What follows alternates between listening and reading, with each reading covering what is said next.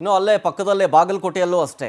ಅಲ್ಲೂ ವರುಣ ಅಬ್ಬರಿಸಿ ಬೊಬ್ಬಿರ್ತಿದ್ದಾನೆ. ಅಲ್ಲೂ ಒಂದಷ್ಟು ಅವಾಂತರಗಳು ಸೃಷ್ಟಿಯಾಗಿದೆ. ನಿನ್ನೆ ರಾತ್ರಿ ಸುರಿದಂತಹ ಭಾರೀ ಮಳೆಯಿಂದಾಗಿ ಬಾಗಲಕೋಟೆಯಲ್ಲೂ ಒಂದಷ್ಟು ಅವಾಂತರಗಳು ಸೃಷ್ಟಿಯಾಗಿದೆ. ಬಾಗಲಕೋಟೆಯ ಪ್ರಮುಖ ರಸ್ತೆಗಳೆಲ್ಲವೂ ಜಲಾವೃತವಾಗಿದ್ದಾವೆ. ಜನಜೀವನ ಅಲ್ಲೂ ಕೂಡ ಅಸ್ತವ್ಯಸ್ತ. ಗುಳೇದಗುಡ್ಡ ಭಾಗದಲ್ಲಿ ಹಳ್ಳ ತುಂಬಿ ಹರಿತಾ ಇದೆ. ಈ ಮಳೆ ನೀರು ಏನಾಗ್ಬಿಟ್ಟಿದೆ ಅಂತಂದ್ರೆ ಸೇತುವೆ ಮೇಲೆ ಹರಿತಾ ಇದೆ. ಹಾಗಾಗಿ ಜನ ಪರದಾಡ್ತಾ ಇದ್ದಾರೆ. ಆ ಕಡೆ ಹೋಗಂಗಿಲ್ಲ, ಈ ಕಡೆ ಬರಂಗಿಲ್ಲ. ಆಮೇಲೆ ಪೆಟ್ರೋಲ್ ಬಂಕು, ಹೋಟೆಲ್ಲು, ಮನೆ ಎಲ್ಲ ಕಡೆಯೂ ಮಳೆ ನೀರು ತುಂಬ್ಕೊಂಡ್ಬಿಟ್ಟಿದೆ. ನೋಡಿ, ಇದೆ ಸೇತುವೆ. ಈ ಸೇತುವೆ ಮೇಲೆ ರಭಸವಾಗಿ ನೀರು ಹರಿತಾ ಇದೆ. ಆಮೇಲೆ ಬಟ್ ಆ ಅನಾಹುತ ಯಾವಾಗ, ಹೆಂಗೆ, ಯಾವ ರೂಪದ ಬರುತ್ತೆ ಹೇಳೋಕ್ಕಾಗಲ್ಲ. ಆದರೂ ಸಾಹಸ ಮಾತ್ರ ಬಿಡೋದಿಲ್ಲ.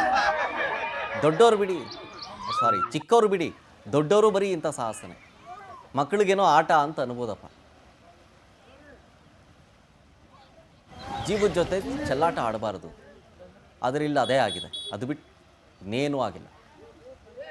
ಬಾಗಲಕೋಟೆಯ ಪರಿಸ್ಥಿತಿ ನೋಡ್ತಾ ಇದ್ದೀರಿ. ಗುಳೇದಗುಡ್ಡ ಭಾಗದಲ್ಲಂತೂ ತುಂಬ ಹರಿತಾ ಇದೆ ನೀರು. ಜೊತೆಗೆ ಹಳ್ಳ ಕೊಳ್ಳಗಳೆಲ್ಲವೂ ತುಂಬ ಹರಿತಾ ಇದೆ.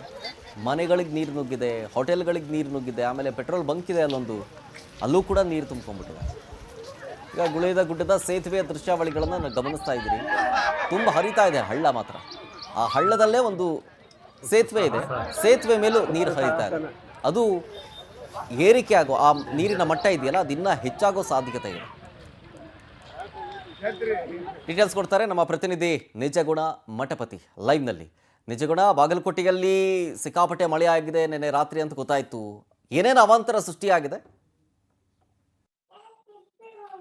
ಶರತ್, ಏನು ಮಧ್ಯರಾತ್ರಿ 2 ಗಂಟೆಯಿಂದಲೇ ಒಂದು ಬಾಗಲಕೋಟೆ ಜಿಲ್ಲೆಯಾದ್ಯಂತ ಭಾರಿ ಒಂದು ಮಳೆಯ ಒಂದು ಆರ್ಭಟದಿಂದ ಅವಾಂತರಕ್ಕೆ ಎಡೆ ಮಾಡಿಕೊಟ್ಟಿರ್ತಕ್ಕಂಥದ್ದು ಏನು ದೃಶ್ಯಾವಳಿಗಳಲ್ಲಿ ನೋಡ್ತಾ ಇದ್ವಿ. ಇದು ಬಾಗಲಕೋಟೆ ಜಿಲ್ಲೆಯ ಗುಳೇದಗುಡ್ಡ ಪಟ್ಟಣದ ಏನು ಬಳಿ ಇರ್ತಕ್ಕಂಥ ಆಸಂಗಿಗೆ ಸಂಪರ್ಕ ಕಲ್ಪಿಸ್ತಕ್ಕಂಥ ಒಂದು ಸೇತುವೆ.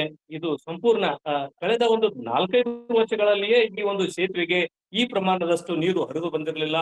ಮಳೆಯಿಂದಲೇ ಹರಿದು ಬರ್ತಕ್ಕಂಥ ನೀರು ಈ ಒಂದು ದೊಡ್ಡದಾದ ಒಂದು ಹಳ್ಳಕ್ಕೆ ಅಡ್ಡಲಾಗಿರ್ತಕ್ಕಂಥ ಈ ಒಂದು ಸೇತುವೆ ನಿನ್ನೆ ರಾತ್ರಿ ಸುರಿದಿರ್ತಕ್ಕಂಥ ಒಂದು ಮಳೆಯ ಆರ್ಭಟಕ್ಕೆ ಇವತ್ತು ತುಂಬಿ ಹರಿರ್ತಕ್ಕಂಥ ಸೇತುವೆ ಏನು ದಾಟಿ ಹೋಗ್ತಕ್ಕಂತ ಏನು ಸುಮಾರು 4-5 ಹಳ್ಳಿಗಳ ಜನರ ಸಂಪರ್ಕ ರಾತ್ರಿ ಕಡಿತಗೊಂಡಿತ್ತು ಅಂತಾನೆ ಹೇಳ್ಬೋದು. ಇದೀಗ ಏನು ಮಳೆಯ ಪ್ರಮಾಣ ಕಡಿಮೆ ಆಗಿರೋದ್ರಿಂದ ಕಾಲ್ನಡಿಗೆಯಲ್ಲಿ ಸೇತುವೆಯನ್ನ ಜನರು ದಾಟ್ತಿರ್ತಕ್ಕಂಥದ್ದು. ಇದು ಬಾಗಲಕೋಟೆ ಜಿಲ್ಲೆಯ ಗುಳೇದಗುಡ್ಡ ಪಟ್ಟಣದಲ್ಲಾದರೆ, ಇನ್ನು ಬಾಗಲಕೋಟೆ, ಜಮಖಂಡಿ, ಮುಧೋಳ ಭಾಗದಲ್ಲೂ ಕೂಡ ರಾತ್ರಿ ಒಂದು ಮಳೆಯ ಆರ್ಭಟ ಜೋರಾಗಿತ್ತು. ಮಳೆಯಿಂದ ಏನು ಚರಂಡಿ ಬ್ಲಾಕ್ ಆಗಿ ಬಾಗಲಕೋಟೆ ನವನಗರದ ಸರ್ಕಾರಿ ಶಾಲೆ ನಂಬರ್ 13ರ ಮುಂಭಾಗ ಡ್ರೈನೇಜ್ ಬ್ಲಾಕ್ ಆಗಿ ಶಾಲೆಯ ಆವರಣದಲ್ಲೇ ನೀರು ಹೋಗ್ತಿರ್ತಕ್ಕಂಥದ್ದು. ಮಕ್ಕಳು ಕೂಡ ಏನು ಇವತ್ತು ಬೆಳಗಿನ ಶಾಲೆಗೆ ಬರುವ ಸಂದರ್ಭದಲ್ಲಿ ಡ್ರೈನೇಜ್ ವಾಟರ್ ಅನ್ನ ದಾಟಿಕೊಂಡು ಬಂದಿರತಕ್ಕಂಥ ಒಂದು ಪರಿಸ್ಥಿತಿ ಕೂಡ ನಿರ್ಮಾಣ ಆಗಿರ್ತಕ್ಕಂಥದ್ದು. ಜಿಲ್ಲೆಯಾದ್ಯಂತ